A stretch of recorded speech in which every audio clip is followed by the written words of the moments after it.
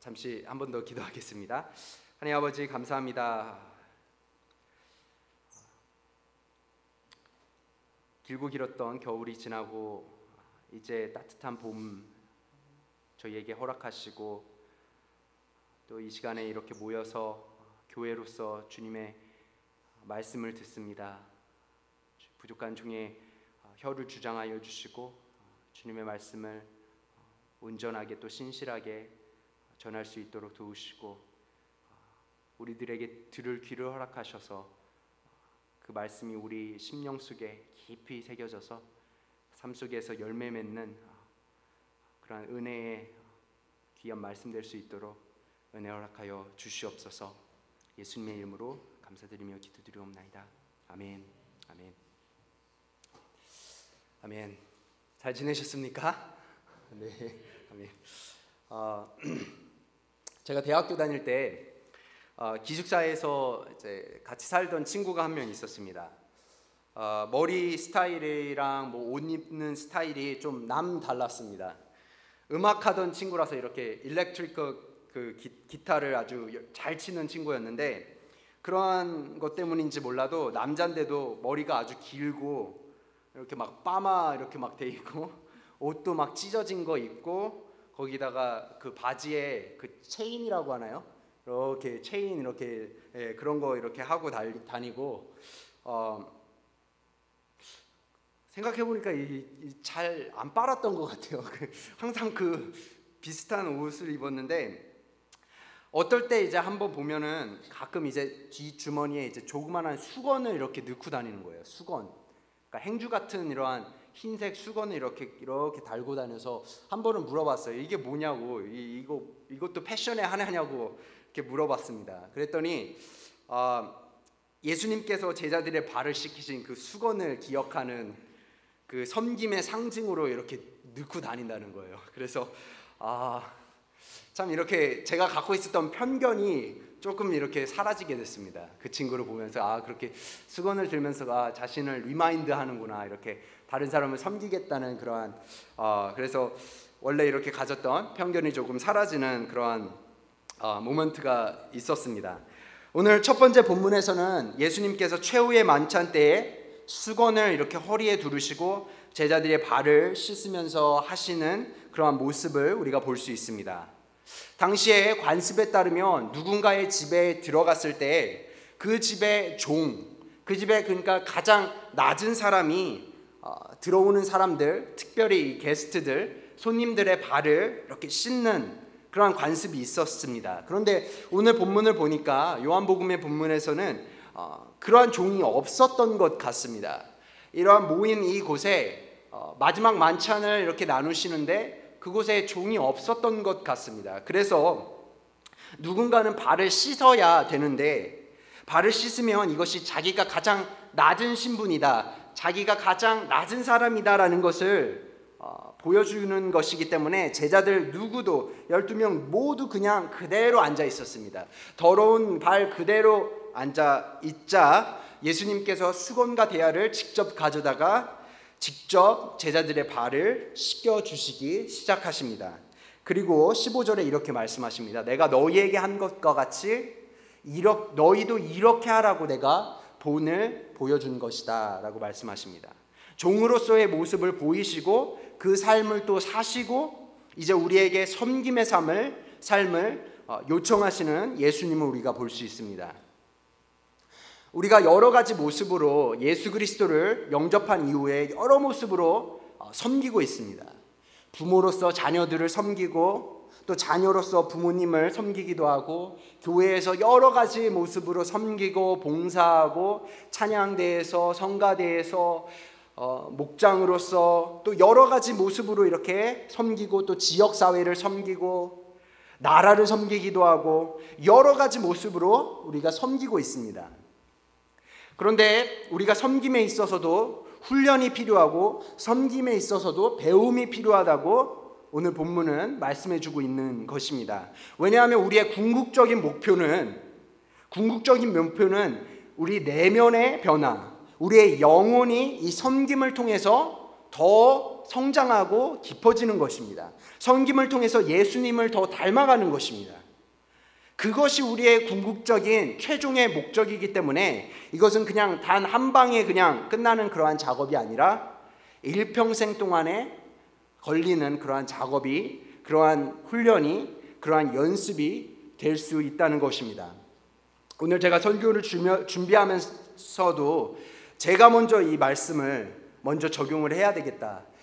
제가 설교를 하지만 이 말씀을 제가 먼저 저 자신에게 설교를 해야 되겠다는 마음가짐을 갖고 기도하면서 말씀을 준비를 했습니다. 우리가 신앙의 깊이가 없이 그냥 외형적인 퍼포먼스만 늘고 그냥 분주한 활동만 하게 되면 우리의 신앙이 더 위험해질 수 있다는 것입니다. 외적인 봉사와 수고를 하고 여러 방면에서도 섬기고 난 다음에 영혼은 황폐해지고 오히려 더 강박해지고 그런 일이 종종 발생하는 이유가 무엇입니까? 왜 그렇습니까? 우리의 섬김이 예수님께서 가르치는 성경이 말하는 그러한 참된 섬김에서 나온 것이 아닐 경우가 있기 때문에 그렇다는 것입니다. 어떤 때는 하나님보다 사람의 이목을 더 집중할 때가 있고 봉사나 섬김에 있어서도 이런 외적인 방향에 우리가 더 관심을 기울일 때가 많기 때문에 그렇다는 것입니다. 말씀을 통해서 저는 제 자신을 먼저 돌아보고 여러분은 여러분 자신을 돌아보는 이거를 내 남편이 들어야 되는데 누가 들어야 되는데 이렇게 생각하지 마시고 우리 자신이 먼저 우리 자신을 돌아보고 성경이 말하는 그러한 참된 섬김을 회복하게 되시기를 주님의 이름으로 축원합니다. 리처드 포스터가 지은 영적 훈련과 성장이라는 책이 있습니다. Celebration of Discipline이라는 책에서 섬김의 훈련이라는 챕터에서 자기 의에서 나온 섬김에 대해서 다음과 같이 설명하고 있습니다. 자기 의에서 나온 섬김, self-righteousness에서 나온 섬김에 대해서 다음과 같이 설명하고 있습니다. 오늘 수요일 바이블 아카데미니까 제가 조금 리스트를 댈게요. 1번, 2번 이렇게 좀 댈게요. 여러분 노트도 하시고 필요하시면 적는 것도 좋을 것 같습니다. 첫 번째는 1번, 자기 의를 위한 봉사와 섬김은 인간적인 노력을 통해 나온다는 것입니다. 자기 의를 위한 봉사와 섬김은 인간적인 노력을 통해 나온다는 것입니다. 무엇입니까? 이것은 자신의 힘으로 막대한 힘과 그 안에 에너지를 소비하고 여러 가지 미팅을 갖고 시간과 물질을 투자해서 그 안에 실적과 능률이 있을 수는 있습니다. 그 안에. 그러나 인간적인 노력을 통해 나온 섬김은 자기 의를 드러낼 가능성이 높다는 것입니다. 모든 일은 그쪽으로 자기 의, 자기 이름이 드러나는 쪽으로 가기 쉽다는 것입니다. 근데 성경이 말하는 참된 섬김은 하나님과의 그 친밀한 관계 안에서 나와야 된다는 것입니다. 인간적인 열심으로 그냥 열심히 그냥 뭔가를 하는 것이 아니라, 좋은 일을 하는 것이 아니라 우리 안에서 끊임없이 속삭이는 성령의 그 내면의 음성으로 내적인 그러한 동기부여가 되어야 된다는 것입니다. 인간적인 노력으로 그냥 열심히 하는 것이 아니라나 이 열심, 이 봉사, 이 섬김이 나에게서 나온 것인가, 주님으로부터 나온 것인가는 것을 계속해서 체크하고 물어봐야 된다는 것입니다. 인간의 노력으로 나온 것은 결국에는 하나님께 영광이 될 수 없고 그리스도의 의를 드러낼 수 없다는 것입니다. 오늘 말씀의 제목을 그리스도의 의를 드러내는 섬김이라고 했습니다. 내가 얼마나 열심히 하냐, 얼마나 자주 하냐, 얼마나 그 열심히 그 자체보다 왜 열심히 하는지, 열심의 그 근원을, 그 동기를 체크해 봐야 된다는 것입니다. 열심으로 우리가 안 하는 것도 문제가 될 수 있지만 자기 열심만으로 그냥 열심히 하는 것은 교회에 그리고 공동체에 문제가 될 수 있다는 것입니다. 잘못된 열심은 공동체를 힘들게 할 수 있다는 것입니다. 두 번째는 자기 의를 위한 섬김은 어떻습니까? 거창한 것에 관심이 많습니다. 자기 의를 위한 섬김은 거창한 것에 관심이 많습니다. 주보나 큰 광고에 이렇게 스크린에 이렇게 탁 나와주는 거 바라고 사람들의 이목에 띄고 그것에 집중되는 것, 교회에서 높은 점수를 딸 수 있는 것 등등. 그런데 진정한 섬김은 무엇입니까? 진정한 섬김은 큰 것, 작은 것, 큰 프로젝트, 아주 작은 프로젝트, 작은 섬김, 이런 것을 구분하지 않는다는 것입니다. 섬길 수 있는 기회가 있다면 그 기회가 왔을 때 크든 작든 차별 없이 섬기는 것이 진정한 그리고 건강한 섬김이라는 것입니다.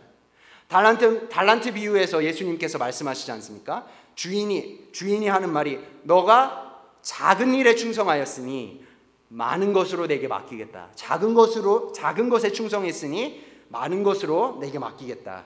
작은 것에 충성할 수 있는 사람이 큰 것에도 충성할 수 있다는 것입니다. 고 하용조 목사님께서 오늘 교회 계셨던 고 하용조 목사님께서 예전에 이런 말씀, 이러한 간증을 나누시는 것을 들었습니다. 교회에 아주 이름 있는 요직에 있는 분이 이렇게 나오셨는데 은혜를 받고 나서 자신도 뭔가를 해야 되는데 봉사를 하고 싶다는 거예요. 그래서 가서 교회에서 섬길 거리를 달라고 이렇게 요청을 했대요. 근데 딱히 그 상황에 뭐가 없으니까 밖에 나가셔서 그냥 오늘의 교회 배너 들고 그냥 서 있으시라고 했더니 그냥 그대로 그냥 나가셔서 그냥 처음에는 뭐 이런 걸 시키나 내가 어떤 사람인지 모르나 하는 눈치였는데 결국에는 이제 나가서 그 더운 데에 나가서 몇 시간 동안 그냥 서 있으면서 교회 오는 사람들 안내하고 인사하고 그냥 몇 시간 그렇게 서 있었다는 거예요. 그러면서 하시는 말씀이 그렇게 뭐 자신의 그러한 세상적인 위치가 어떻든지 간에 교회 와서 하나님을 섬길 때는 크든 작든 그냥 배너 들고 아무것도 아닌 거 아닙니까? 그러한 것도 달게 그냥 몇 시간 동안 그렇게 섬길 수 있는 그러한 겸손한 모습을 보여주셨다고 그렇게 말씀하시는 것을 예전에 들은 적이 있습니다. 여러분, 진정한 종은 이것이 큰 일이든 작은 일이든 그것을 구별하지 않습니다.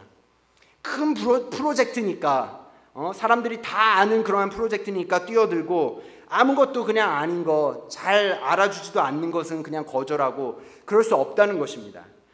내가 누군데 이 일을 시키나 이렇게 말씀할 수 없다는 것입니다. 저기 밑에 있는 분한테 주세요. 그 일 주세요. 그럴 수 없다는 것입니다.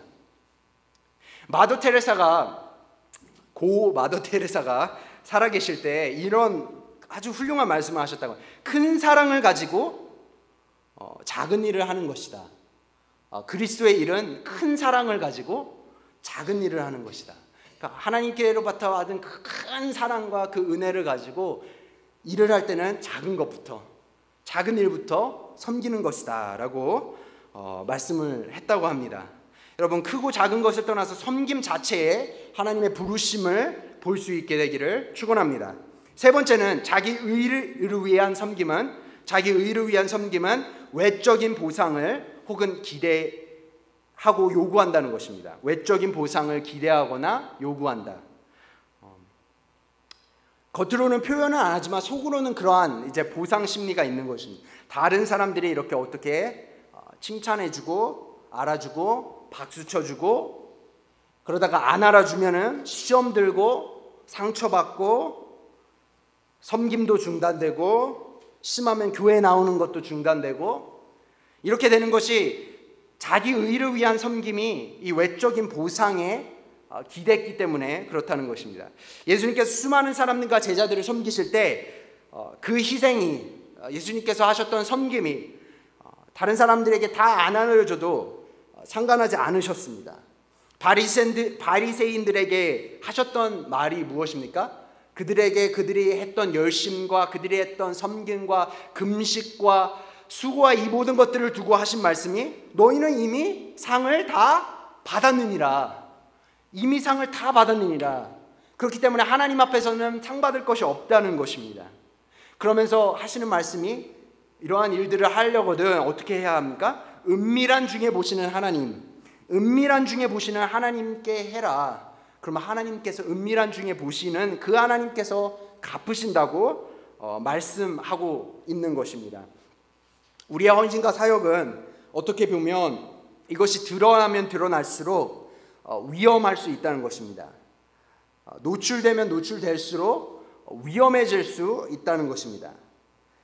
알려줘도, 혹시나 알려줘도 우리가 겸손하게, 알려지지 않는 것을 더 선호하는 그러한 참된 섬긴 가운데 정말 외적인 보상이 없이 주님 앞에서 주님만 아시죠. 주님만 아시면 됩니다. 그러한 아무도 모르는 숨기는 상태로 섬길 수 있는, 그것만으로 만족할 수 있는 그러한 섬김, 그러한 섬김을 우리 모두 하게 되기를 축원합니다. 네 번째는 이겁니다. 4번 따라오고 계신가요? 4번, 자기 의를 위한 사역은 결과에 지대하게 관심을 갖습니다. 결과에 지대하게 관심을 갖습니다. 섬김을 받는 사람부터 같은 보답이 오기를, 그래도 조금이라도 보답이 오기를, 땡큐라는 말이라도 오기를 조금이라도 이렇게 기다린다는 것입니다. 그래서 결과가 그 기대 이하일 때 내 안에 또 그러한 미움이 생기거나 분노하거나 그럴 수 있다는 것입니다.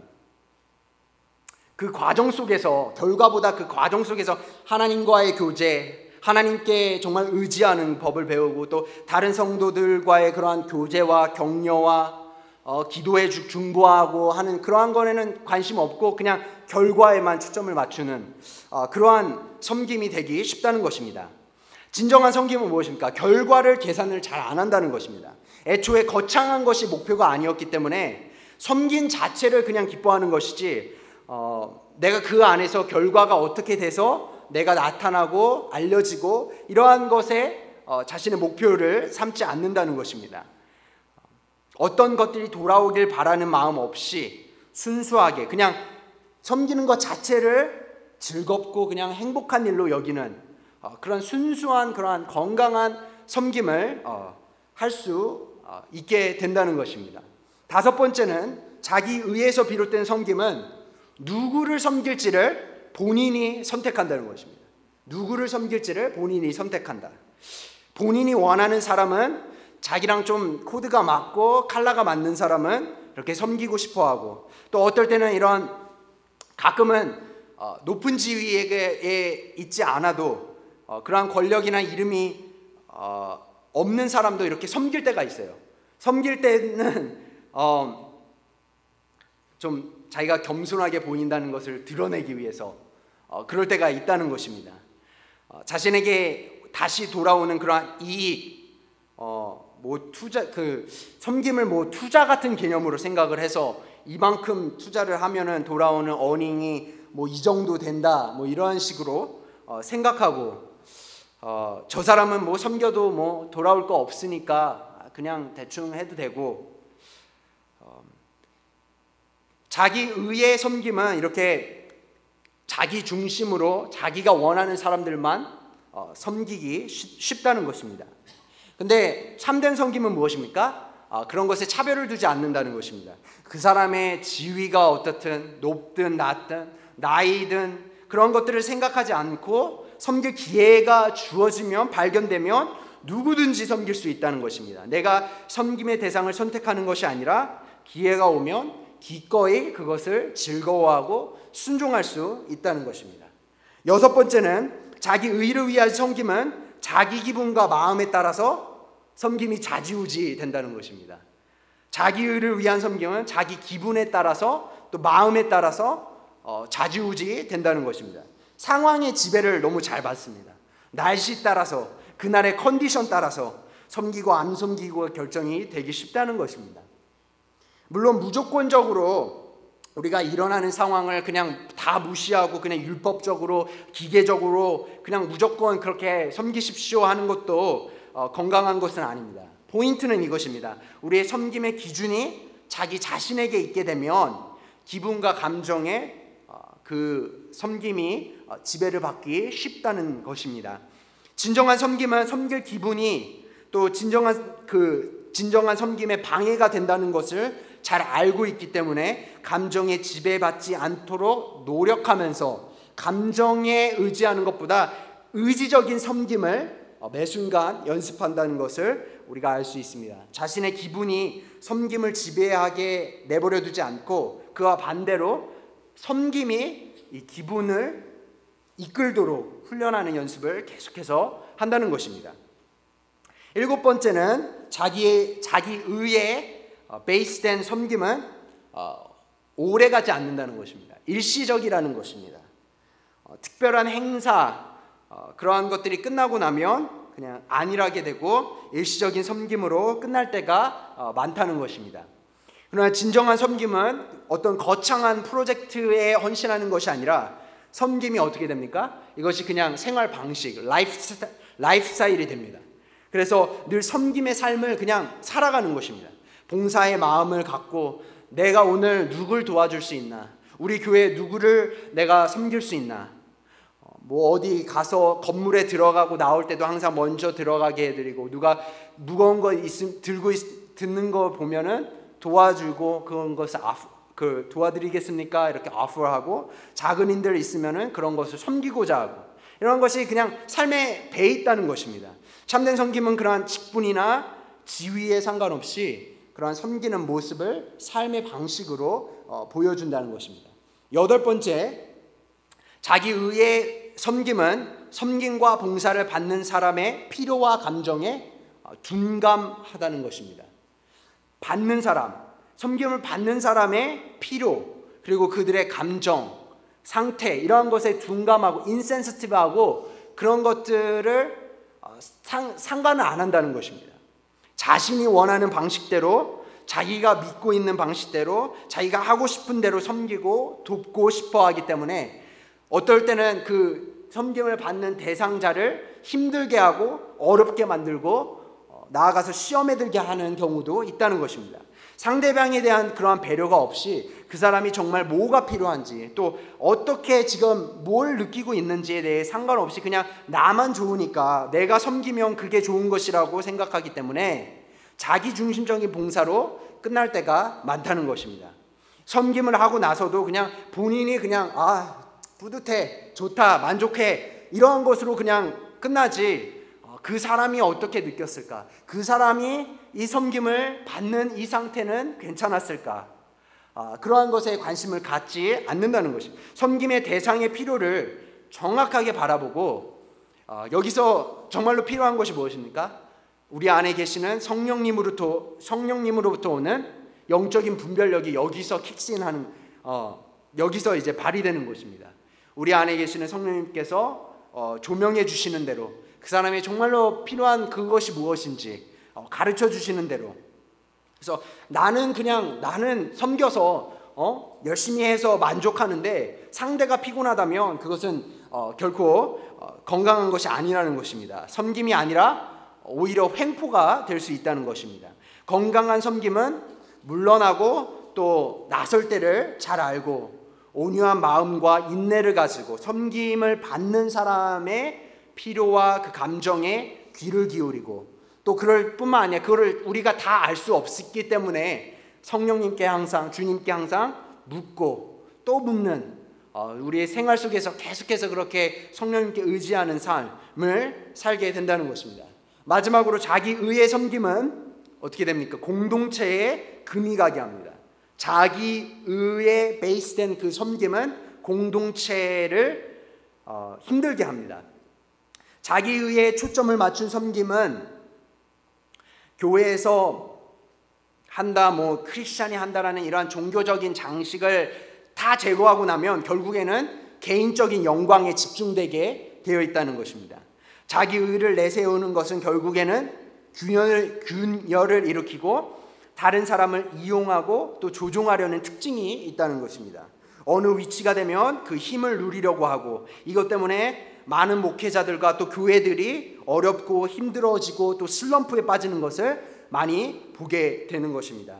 그래서 진정한 섬김은 조용한 가운데 공동체의 필요를 돌보기 위해서 애쓰고 힘쓰고 또 이러한 참된 섬김은 예수님이 하셨듯이 필요할 때 끌어주고 싸매어주고 치료해주고 그래서 개인만 만족하고 끝나는 것이 아니라 결국에는 궁극적으로는 이 공동체를 하나님께서 핏값으로 사신 이 교회를 더욱더 튼튼하게 하고 건강하게 하고 성장하게 만든다는 것입니다.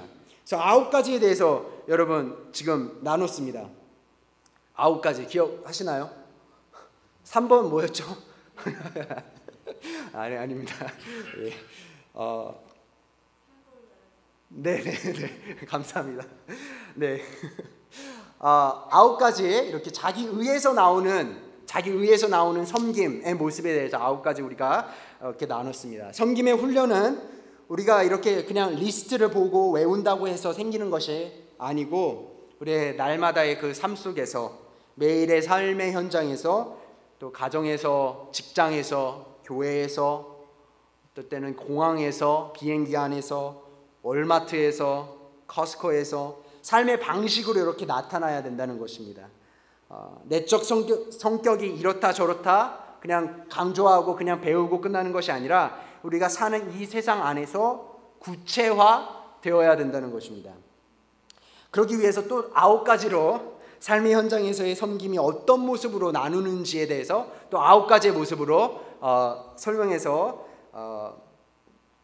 알려드리도록 하겠습니다. Are you ready? 준비되셨습니까? 9가지입니다. 원래 한 이 정도 되면은 제가 설교를 마치는데 오늘 수요일이니까 조금 더 길게 하도록 하겠습니다. 삶의 현장에서의 섬김이 어떠하게 구체적으로 참된 섬김이 나타나는가? 첫 번째는 숨은 섬김입니다. 숨은 섬김. 아까 전에 말씀드렸죠. 자기 의에서 나온 섬김 3번이었습니다. 외적인 보상을 요구하거나 인간의 찬사를 기대하는 것에 아주 반대로 이 숨은 섬김, 아무도 모르는 가운데 하는 이런 숨은 섬김은 내 안에서 이 계속해서 나오려고 하는 이 교만에 대한 치명적인 무기가 될 수 있다는 것입니다. 그래서 성결 운동과 이 감리교 운동의 선두자였던 이 존 웨슬리에게 아주 큰 영향을 끼친 분이 있는데 그분의 이름이 제레미 테일러입니다. 이런 말을 했습니다. 감추어지고 존경받지 않는 것을 즐거워하라. 칭찬이 없는 것에 만족하고 업신여김을 받거나 제대로 인정받지 못해도 괴로워하지 말라. 감추어지고 존경받지 않는 것을 즐거워하라. 칭찬이 없는 것에 만족하고 업신여김을 받거나 제대로 인정받지 못해도 괴로워하지 말라. 여러분, 숨은 섬김은 연습하면 할수록 우리 안에 있는 나를 드러내고자 하는 이 육체의 정욕을 죽이는 역할을 합니다. 그리고 그리스도만을 위한 섬김과 헌신이 되는데 도움을 주는 것이 바로 이 숨은 섬김이라는 것입니다. 두 번째는 작은 섬김입니다. 자기 의에서 나오는 섬김이 아까 말씀드렸듯이 거창한 것, 큰 것에 관심을 갖는다면 삶의 현장에서 나타나는 진정한 섬김 중에 하나는 무엇입니까? 작은 섬김이라는 것입니다. 나는 큰 섬김, 그냥 한 방으로 사람들을 임프레스하게 해야겠다는 그런 마음가짐이 아니라 매일의 그 작은 것 하나하나, 매 순간 오는 그 작은 기회 하나하나, 그러한 작은 섬김을 통해 양은 많지 않지만 어디서나 찾을 수 있는 우리 음식의 그 소금과 같은 역할을 할 수 있다는 것입니다. 본 회퍼가 이런 말을 했습니다. 너무 훌륭해서 가장 비천한 봉사를 할 수 없는 사람은 아무도 없습니다. 그러한 사소한 일에 다른 사람을 도와주는 것이 시간 낭비라고 걱정하는 사람은 일반적으로 자신의 일의 중요성을 너무 중대하게 생각하는 사람입니다. 여러분, 설탕 같은 섬김이 아니라 소금 같은 섬김을 하는 저와 여러분 되시기를 주님의 이름으로 축원합니다. 세 번째는 다른 사람들의 명성을 보호해주는 섬김입니다. 다른 사람들의 명성을 보호해주는 섬김. 우리가 다른 사람들에 대해서 험담하고 가십하고 중상하는 말에 가담하지 않는 것도 매일의 삶 속에서 필요한 섬김이라는 것입니다. 이것이 필요한 훈련이라는 것입니다. 특별히 우리가 종교적인 모습으로 그 사람을 위하는 것처럼 이렇게 말을 하지만 사실은 다른 사람에 대해서 얘기할 때 야고보 사도가 말했듯이 그 안에는 불의 세계가 있는 것입니다. 독소가 있다는 것입니다. 남아있게 된다는 것입니다.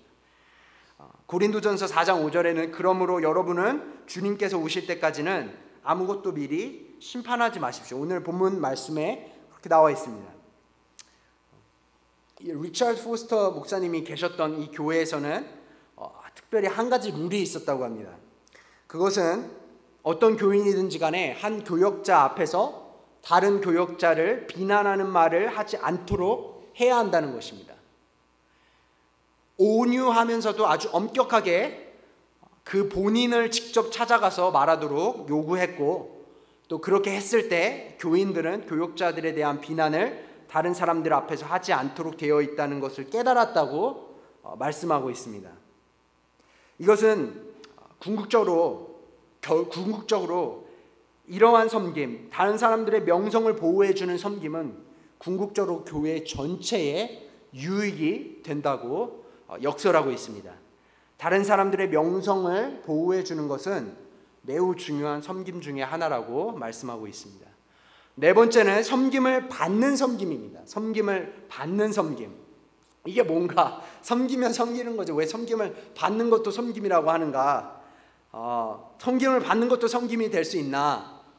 오늘 본문의 요한복음 본문의 말씀을 보면 예수님께서 제자들의 발을 씻기려고 할 때 베드로의 처음에 한 행동은 무엇이었습니까? 주님이 이건 절대로 일어날 수 없습니다. 절대로 제 발을 씻을 수 없습니다. 이렇게 처음엔 거부했습니다. 예수님의 섬김을 이렇게 거부했습니다.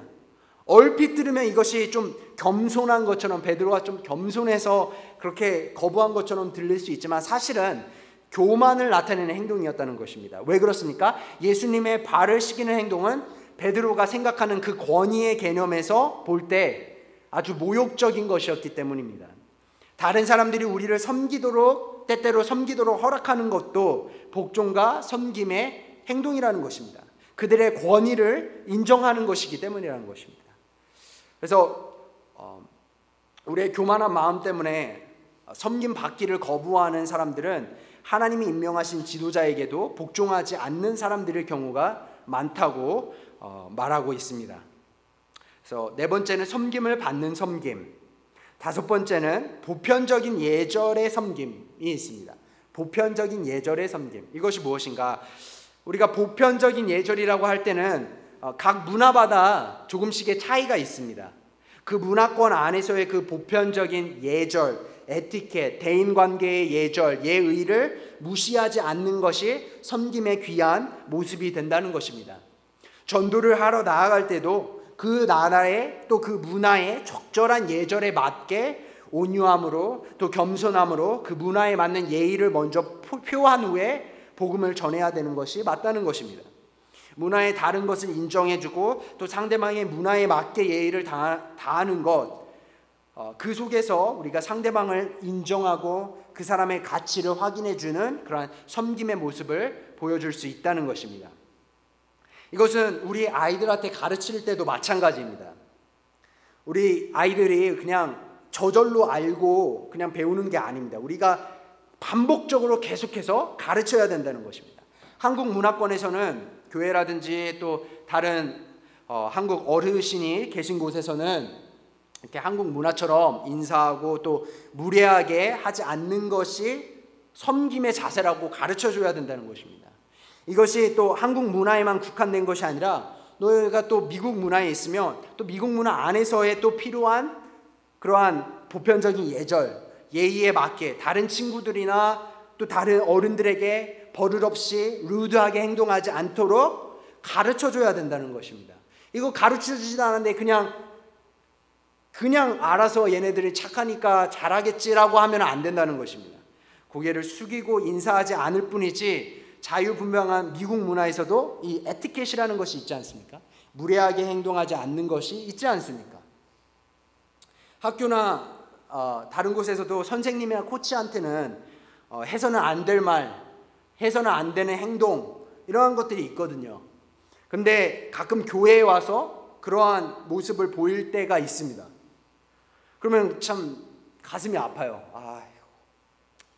저렇게 예절 없이 행동하면은 뭐 한국 문화뿐만 아니라 이 어느 문화에서든지 분명히 문제를 일으킬 텐데 대인관계에서도 참 안타깝습니다.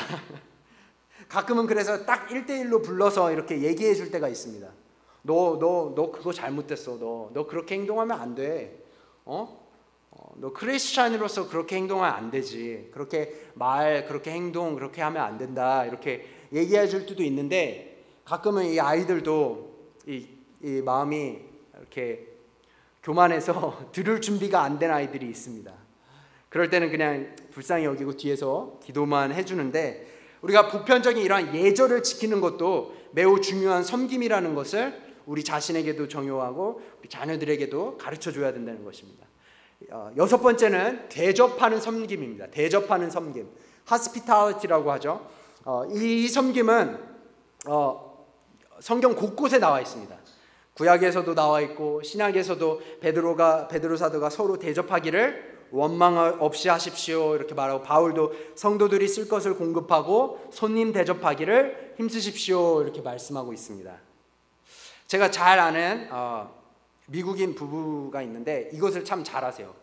대접하는 섬김, 집을 오픈해서 교회 분들을 이렇게 대접하시고, 이렇게 새 집을 지을 때도 그것들을 염두에 두고 지어서 뭐 선교사님들이나 이러한 다른 손님들이 이렇게 미션 필드에 있다가 몇 년 이렇게 하시다가 오셔서 좀 쉬시고 가시게 만들고, 영육으로 이렇게 재충전하게 가실 수 있게 만들고, 또 그분들을 위한 이런 공간을 따로 만들어 드리고, 또 스프링 브레이크나 크리스마스 브레이크, 뭐 땡스기빙 브레이크 이런 거 있을 때 방학 때마다 이 학교에 인터내셔널 스튜던트 있잖아요.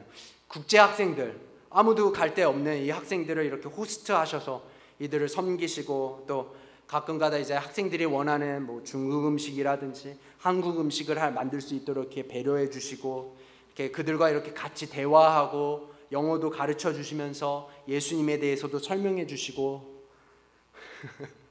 저기 장인 장모님이십니다. 이런 일들을 잘 하세요. 그래서 저도 그것을 대접을 많이 받았습니다.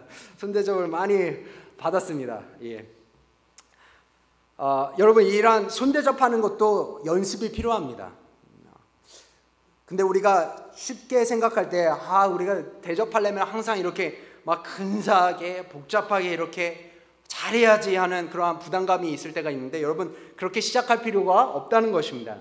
간단하게 대접을 해도, 커피 한 잔을 마셔도, 티 한 잔을 마셔도 우리의 그 임재 속에서, 그 사람을 생각한다는 그 마음 속에서, 그 사람과의 그 대화 속에서, 함께하는 그 기도 속에서 얼마든지 이러한 섬김이 가능하다는 것을 보여주고 있는 것입니다. 중요한 것은 작은 것에서부터 시작하는 것이 중요하다는 것입니다. 일곱 번째는 경청하는 섬김입니다. 경청하는 섬김. 가장 쉬운 것 같으면서도 또 가장 어려운 섬김 중에 하나가 바로 이것입니다. 경청한, listening, 듣는 섬김. 우리가 성도들의 교제와 친교에서도 가장 필요한 것이 그들의 말들을 아주 잘 들어주는 것입니다. 우리가 하나님을 사랑하는 일을 하나님의 말씀을 듣는 일에서 시작하는 것처럼, 우리가 형제를 사랑하는 일도 형제의 말을 듣는 데에서 시작한다고 볼 수 있습니다. 들을 때 꼭 우리가 다시 말씀드리자면 바른 답을 가져야 된다, 바른 조언을 해줘야 된다, 어드바이스를 줘야 된다는 그런 부담감을 갖지 않으셔도 된다는 것입니다. 그 사람이 내용이 틀린 거 있으면 이거를 팩트를 고쳐주고 그럴 필요도 없다는 것입니다. 정말 중요한 것은 그 사람에 대한 동정하는 마음과 또 인내하는 태도. 우리가 자녀들을 섬길 때도 이게 나오지 않습니까? 자녀들의 말을 들어주는 것. 야, 이거 해, 이거 해 하고 본인이 할 말만 다 하고 아이들 말에는 귀 기울이지 않으면 이 커뮤니케이션에 문제가 생기지 않습니까? 엄마만 할 말 다 하고 아빠만 할 말 다 하고 그냥 대화가 끝나면 그거는 진정한 의미에서 자녀들을 섬기고 있다는 것이 아니라는 것입니다.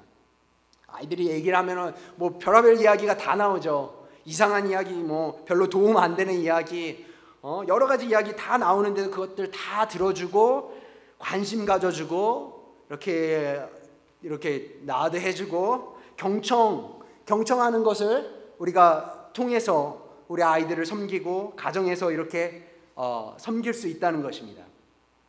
내일 이제 어버이날입니다. 한국에서는 5월 8일 어버이날인데 부모님을 대할 때도 마찬가지입니다. 들어드리고, 우리가 아내와 남편, 배우자 대할 때도 경청하는 훈련, 듣는 섬김, 이것이 매우 중요하다는 것입니다. 8번째는 서로 짐을 지는 섬김입니다. 서로 짐을 지는 섬김. 갈라디아서 6장 2절에 너희가 짐을 서로 지라 그리하여 그리스도의 법을 성취하라 이렇게 말씀하고 있습니다. 그리스도의 법은 가장 최고의 법은 무엇이? 사랑의 법이고, 그 사랑은 우리가 우는 사람들과 함께 울고 또 서로의 아픔과 고난을 질 때 온전하게 성취된다는 것을 보여주고 있습니다. 가끔가다 다른 사람의 이 짐을 지다가 삶의 기쁨을 잃고 다른 사람의 슬픔을 너무 무거워하는 경우가 있는데, 우리의 목적은 다른 사람의 짐, 슬픔, 고통을 그냥 내가 듣고 그것을 끝나는 것이 아니라 이것을 결국에는 예수님께로 가져가는 것입니다. 예수님께서 뭐라고 말해요? 내 멍에는 쉽고 내 짐은 가벼움이라. 그래서 계속해서 우리가 뉴스를 통해서 세계 곳곳에서 요새 안 좋은 일들이 들려오고 있습니다. 세월호뿐만 아니라 나이지리아에서는 수백 명 그 납치를 했다고 하고, 학생들을 납치했다고 하고, 아프가니스탄에서는 그 산사태로 사람들이 죽는다고 그러고, 우리에게 항상 이렇게 우울하게 만들고 슬프게 하고 어려운 일들이 가득 차 있습니다. 그것에 짐을 진다고 해서 계속해서 그냥 슬픔 가운데, 고통 가운데 그냥 아픈 곳만 핥으면서 그렇게 있으면 더 병들고 치유하기가 더 힘들어진다는 것입니다. 우리의 목적은 그것을 예수님께로 가져가는 것입니다. 그리고 거기에 내려놓고 큰 사건, 큰 짐부터 우리가 내가 큰 짐부터 지어야지 이렇게 덤벼드는 것이 아니라 겸손한 자세로 주위의 조그만 작은 짐부터 지는 것, 그 과정에서 성령님께서 가르쳐 주시는 것에 귀를 기울이는 그러한 섬김이 필요하다는 것입니다. 마지막 9번째는 삶을 서로 나누는 섬김입니다. 삶을 서로 나누는 섬김. 삶을 나눈다는 것 속에는 여러 가지 의미가 있을 수 있습니다. 우리의 시간과 또 물질을 나눌 수 있고, 경험과 지식, 여러 가지 등등을 나눌 수 있습니다. 다른 사람들과 나누면서 그들을 섬길 수 있습니다. 근데 무엇보다 중요한 나눔은, 여러분에게 격려 드리고 싶은 나눔은 자신의 그 스토리를 나누는 것입니다. 간증이라고 하면 우리가 항상 웅장하고 아주 크고 다른 사람들을 이렇게 감탄하게 할 만한 그러한 이야기로 생각할 수 있는데, 그렇지 않다는, 평상시에 우리가 있는 어제 오늘 있었던 그러한 소소한 일들, 시시콜콜한 일들을 나누면서, 그리고 또 그 가운데 하나님께서 어떻게 우리를 훈련시키시고 변화시키는지, 여기서 주의할 것은 간증이 은근히 자기 자신을 이렇게 드러내는 이러한 자기 자랑으로 가지 않도록 해야 된다는 것입니다.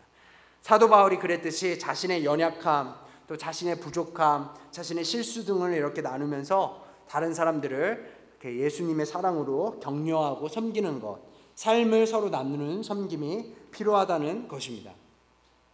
그래서 이렇게 9가지를 이렇게 나눴습니다. 자기 의에서 나오는 섬김의 모습, 그리고 우리의 삶 속에서 연습해야 되는 그런 현장에서의 섬김의 모습, 이렇게 9가지로 이렇게 살펴보았습니다.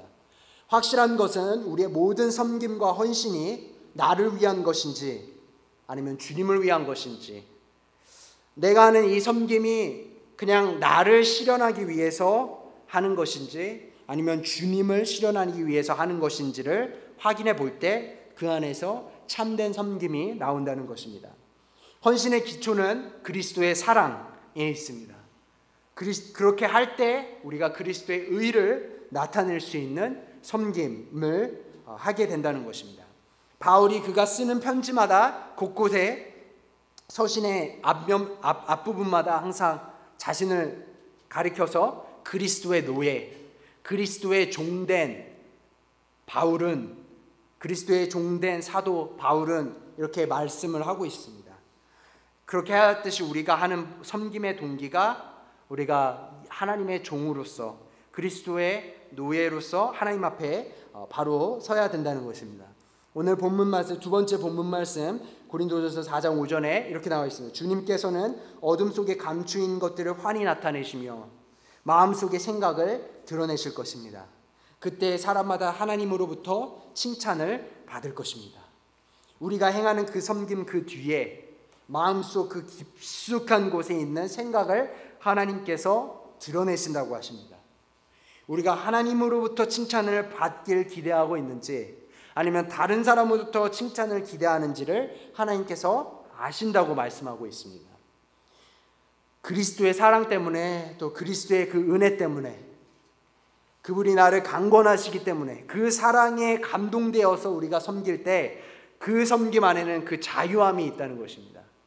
종으로서 기뻐할 수 있는 그러한 섬김이 가능하게 된다는 것입니다.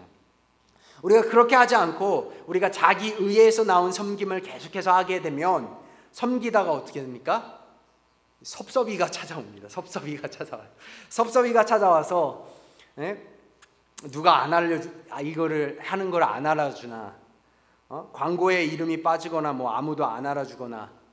예전에 그 최일도 목사님께서 바퍼 최일도 목사님께서 한 번은 그 미니스트리 하는 곳에 가셨는데 화장실이 아주 엉망으로 돼 있었더래요. 그래서 아니 이런 것도 제대로 하지 않고 뭐 하는 건가 하고 이런 말 할 게 아니라 내가 먼저 섬겨야지 하고 이렇게 대걸레 막 들고 이제 화장실을 이렇게 열심히 청소하고 있는데 마음 안에 이제 그렇게 하면서 스멀스멀 드는 생각이 이거 누가 안 보나?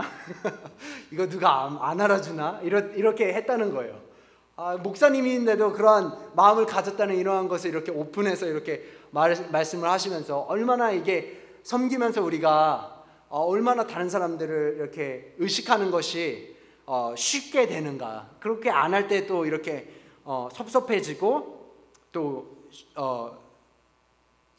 더 나아가서는 희생자 증후군, victim syndrome, 나는 희생자야라는 이러한 것에 걸리고 원망과 불평으로 바뀌고 심지어는 이제 공동체를 더 어렵게 하는 그러한 일들이 일어나기 쉬운 것이 바로 이 자기 의에서 비롯된 섬김이라는 것입니다. 여러분, 그래서 중요한 것은 우리가 이 파운데이션, 이 본질이, 이 코어가 잘 서 있는지 날마다 우리가 체크하는 것이 필요하다는 것입니다. 십자가로 가서 하나님께서 이미 주신 그 사랑을 먼저 충만하게 힘입고 십자가의 은혜 그리고 그 복음의 능력으로 강건해지는 것이 섬기면서 병행되어야 된다는 것입니다. 그렇게 할 때 하나님께서 우리에게 특별하게 예비하신 그런 전혀 색다른 그러한 기쁨, 그냥 자기 만족에서 오는 그런 뿌듯한 그러한 기쁨, 일시적인 기쁨이 아니라 정말로 그 스페셜한 그 독특한 그 깊은 우리 선진 믿음의 세대들이 걸어갔을 때 받았던 그 기쁨, 그것을 누릴 수 있게 된다는 것입니다. 우리 날마다의 삶의 현장에서 우리 안에 거하시는 성령님의 음성에 귀 기울이고 또 하나님 앞에서 순수하게 또 신실하게 인간적인 모든 계산들을 내려놓고 우리의 의나 이름을 나타내는 것이 아니라 그리스도의 의와 또 우리를 통해 이 모든 것을 가능하게 하시는 우리 안에서 힘 주시고 능력 주시는 그 하나님의 영, 성령님께 모든 영광, 크레딧을 돌리게 되는 그런 섬김의 아름다운 모델들이 저와 여러분 모두가 되시기를 주님의 이름으로 축원합니다. 함께 기도하겠습니다.